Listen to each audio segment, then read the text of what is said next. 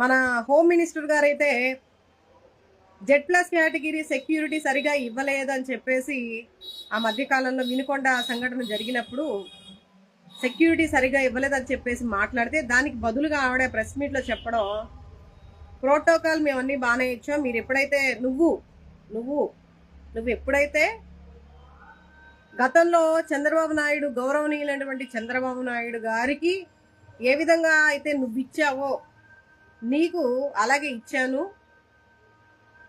నీకు ఇచ్చాను కదా, ఓయ్ మీకు ఇచ్చాము కదా అని చెప్పేసి ఆవిడ మాట్లాడే ధోరణి అయితే మరీ దారుణం అసలు అని మాట్లాడి ఏమంటున్నారో తెలుసా, మీ ఇష్టం వచ్చినట్టు మీ వెహికల్స్లో వెళ్ళిపోతే మీకు థ్రెట్ లేదని మీరు ఎలా అనుకుంటారు?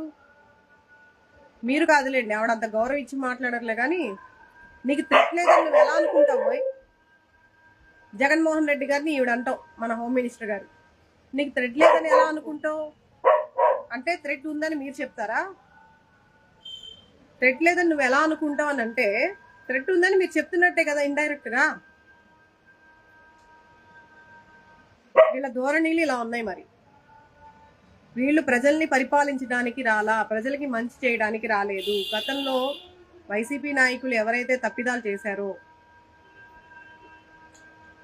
వాళ్ళందరినీ కూడా టార్గెట్ చేసుకొని వాళ్ళని సర్వనాశనం చేయడానికి, వాళ్ళకి రాజకీయ భవిష్యత్తు లేకుండా ఉండడానికి, రాజకీయ భవిష్యత్తే కాదు అసలు వాళ్ళు అనేదే లేకుండా ఉండడం కోసం ఈరోజు రెడ్ బుక్ రాజ్యాంగాన్ని అమలు పరుస్తూ ఉన్నారు. చాలా ఎలా అంటే చాలా జిగుత్సాకరంగా ఉన్నాయి వాళ్ళ మాటలన్నీ కూడా.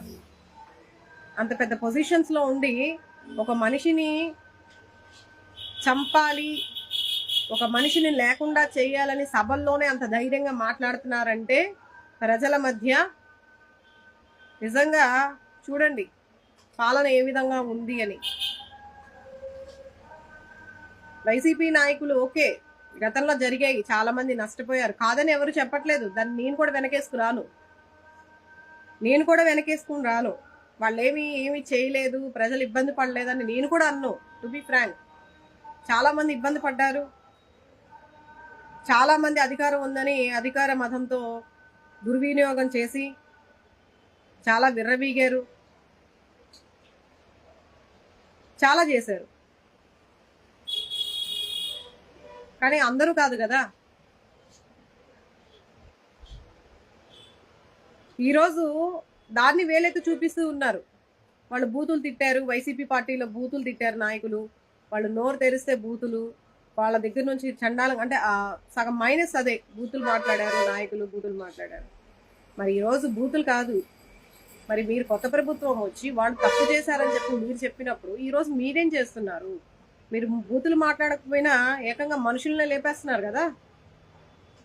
వాళ్ళు కనీసం వాళ్ళ కడుపు మంటని మాటల రూపంలో అయినా వెళ్ళగొక్కుతూ ఉన్నారు. మరి మీరేం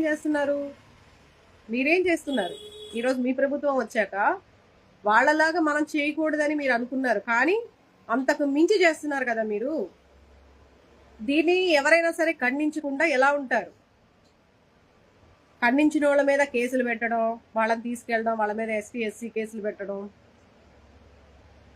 వాళ్ళని ఇబ్బంది పెట్టడం. వాళ్ళకన్నా మీరు బెటర్గా పాలిస్తే, వాళ్ళకన్నా మీరు బెటర్గా ఉంటే మేము కూడా అప్రిషియేట్ చేస్తాం. సూపర్.